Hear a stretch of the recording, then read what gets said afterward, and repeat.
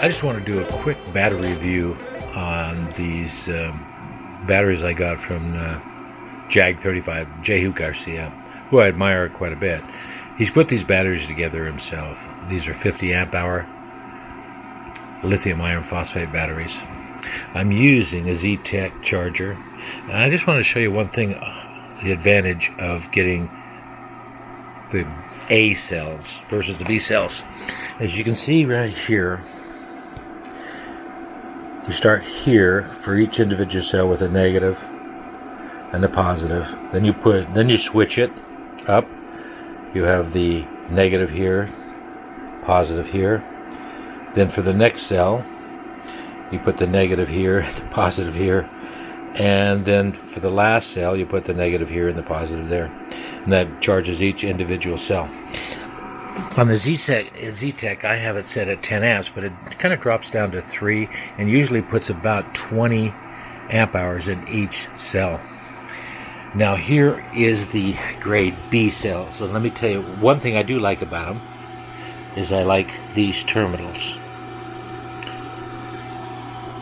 I do not like these screws, and it's very hard to top balance these cells. These are $20 more. I think it's well worth the price of getting these A cells. I bought 4 of these, and there's 2 hot. I found out when I tried to top balance these cells, well, when I tried to put a 12 volt, and that is that thing right there. That's for lithium batteries. When I put a 12 volt 1 amp charger in there, one of these cells got hot, and one of these cells got hot. There's 2 cells here. So I do not recommend these batteries, even though they're $80 a piece. Still not worth it, I don't think.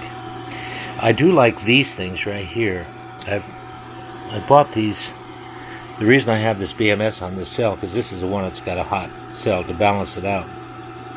And I find out that these cells balance very well, each cell. The millivolts between each cell is very good, especially with the BMS. And these are not. Don't recommend these at all.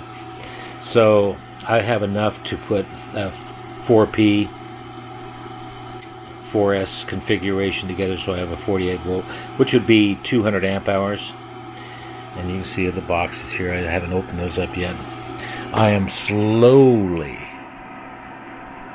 top balancing each one of these cells. These, you have to take these screws out, and then they're screws. They're not they're threaded screws, and it's questionable whether you can torque them back down correctly. So don't try to save the money. Just buy these, which I'm very pleased with these. The XT90s, I don't know if I'll use those, because you're going to put 10 amp wires in it. I want to use these, and you see I put these bolts in here. So I take this apart and put, because the bolts that come in here are way too short on the negative. Here is an example of it. They're stainless steel, they're high quality bolts, but these are 22 millimeters. That's what I found in bulk.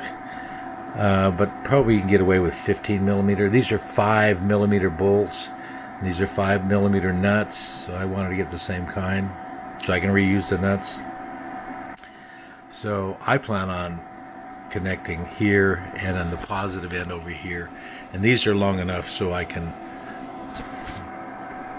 put a connection on it. So that's just and I can highly recommend this Z-Tech charger. It's been very nice. I'm very happy with it. And this little thing right here is that I put on after I put in the 50 amp hours, and so far these have all showed 100%. And as you can see over here, I have 2 of them already top balanced. And one of the other things I want to talk about is these batteries right here. You can see I got a mess in here because I've been pulling out all my BMSs.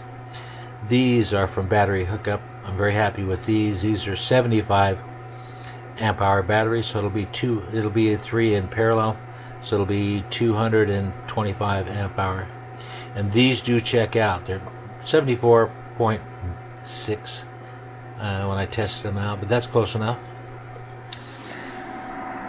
I can recommend these if you don't mind this bigger. These are pouch cells. If you don't mind the bigger form factor, they're nice looking batteries. Jehu did a good job on these. I like their circuit board that they printed here. But again, I'm going to make connections here and back here for my connections and putting them in parallel. 4P4S configuration. I just want to add a side note to the B cells that I bought from Jag35. If you're going to go this route, I highly recommend that you don't take each individual cells. Remember, I said 4 in series over 3.4 volts. That way you won't. I don't believe you'll find any hot cells. If you can do it, find a charger that will charge so your average voltage will be 3.4 volts per cell, which in my estimations will be about 80% of the battery capacity. And if you have 80% of the battery capacity, you should get 4,000 or 5,000 cycles out of these batteries. And I haven't decided yet if I'm going to put those in with the A cells. I mean, I have it designed. That's all the batteries I have. Only bought 16 of these. If I decide against it, I'll have to order 4 more of those from Jehu. But